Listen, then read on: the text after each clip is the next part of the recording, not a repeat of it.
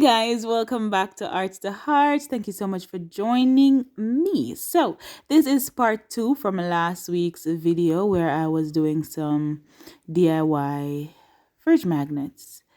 Yeah, awesome stuff. Thank you again for joining me. Don't forget to like, share, comment, and subscribe. Turn on your post notifications so that each time I post a video, you guys will be able to see it. So yeah, let's get right into the results of the fridge magnets.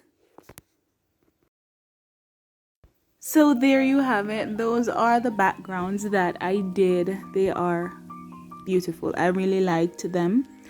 And if you can remember last week, we were, just being encouraged to not be afraid to try.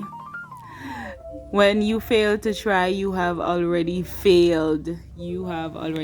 So yeah, there they are. I just love them. Each one of them unique in their own way. Really nice, huh?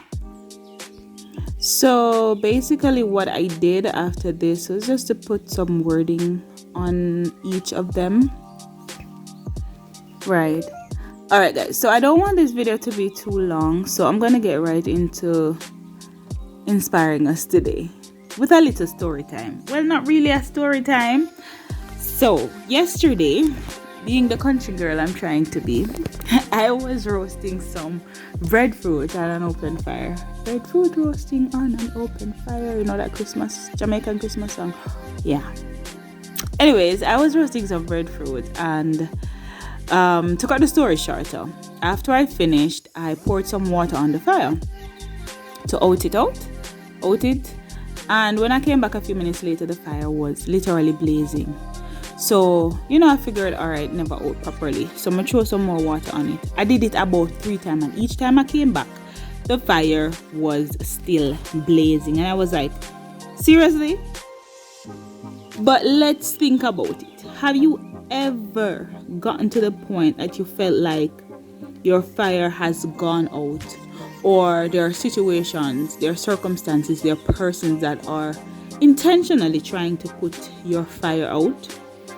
Let me tell you, there is a little spark in you that is just ready to set your whole being ablaze again. The spark is still there. Just hear me out.